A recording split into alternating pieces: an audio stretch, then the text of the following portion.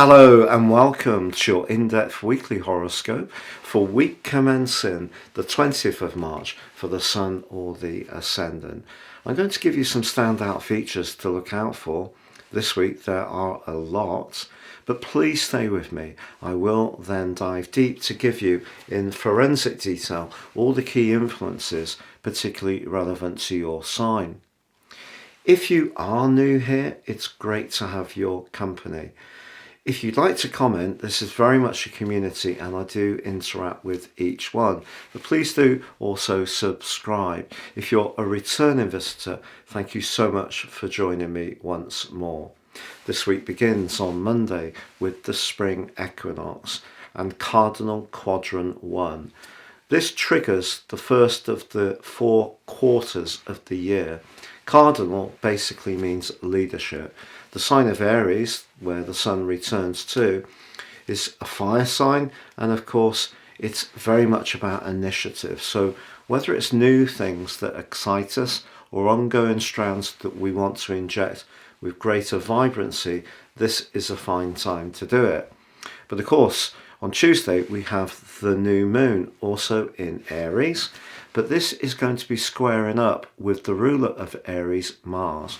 So although we can try and be more dynamic and positive, what I don't feel we should do is be too reckless in our approach, because Mars's square suggests that if we rush into anything without giving it due consideration, planning and research, it could end up being rather a waste of energy, and we can scatter resources too. But also on Tuesday, there is a beautiful conjunction between Venus and the North Node. This can engender within us our desire to enjoy more sensual pleasures, whether it's good food, good wine, or being up close and personal with someone we are involved with. But Thursday, Pluto arrives in the sign of Aquarius. It's only going to be here 11 weeks this year. It only gets up to 26 minutes. So Pluto doesn't even reach the first degree of Aquarius. But it's still significant, and it's an opportunity for us all to think at a very deep level how we are all connected, because the sign of Aquarius is one of individuality, but it's also one of the group. Now on Saturday, Mars ends its giant journey through the sign of Gemini, which began on August the 20th and emerges into the sign of Cancer. If you are a water sign or a fixed sign, this is something to celebrate almost immediately. The position of Mars in Cancer is not its technical best transit. Of course, Mars does rule the water sign of Scorpio, but also the fire sign of Aries. And it's known technically as being in fall. But the issues that Cancer is concerned with, security, protectiveness, defense, is definitely going to be something that comes much more into our approach. But the position of Mars and the position of Pluto are in a quincunx. That's 150 degrees. So it kind of means that there can be a difficulty in integrating our approach in some way. So we have to try and work with this week and the new energy it brings, but I feel not rushed too much in how we deploy our ideas. Please stay with me now for your in-depth forecast. If you would like to understand a lot more about how Sirius astrology can really impact on your life, if you give me 3 pieces of personal birth data of time, date and place of birth, I can provide for you your life roadmap report. This will give you a much more intimate understanding of the patterns that have played out in your situation, but also how you can work with the more challenging ones more effectively, but also take advantage of your talents. Now, within my special package of 30% off, you can also get your 12-month personal forecast.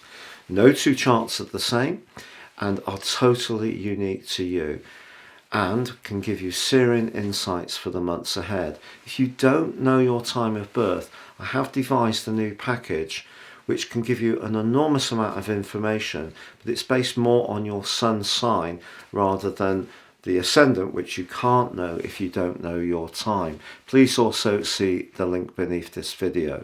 So Gemini, your collective sector, where you network, this is an area that you're often very skilled at. Having Mercury and Jupiter in your 11th house, joined by the Sun, really helps to sharpen up your thinking for what you want for your longer term future, but also what your higher principles, your guiding principles are, and who are the people that you want to populate your world in terms of your network that give you that sense of belonging, but also encouragement and connectivity. So I feel that this is a real opportunity for you. Of course, Mars is going to clash with the spring equinox and also the new moon. What's the implications of that? I feel when it comes to your financial plans, I wouldn't try to press too fast ahead this week. I try to sort of get into the week and assess it. When Pluto moves on Thursday, it is a great opportunity for you to really be very determined to widen your approach to situations. New knowledge can come in over the following 11 weeks. A lot more travel and flexibility in your life will come in generally over the next 2 or 3 years with Pluto's help. But Pluto, remember, reveals deep secrets sometimes, maybe inner truths. The 9th house can be about philosophy. So your whole outlook could go through quite a big change. But with Saturn in the very important 10th house, your work and your career, I feel that that area will prosper most, where you do feel that you're part of something that has some kind of camaraderie, teamwork, some kind of community element to it. And perhaps Mars's clash with the new moon is going to reveal the type of people you can't work closely with, even if you'd had thought it was possible. Maybe something will happen that will make you think again.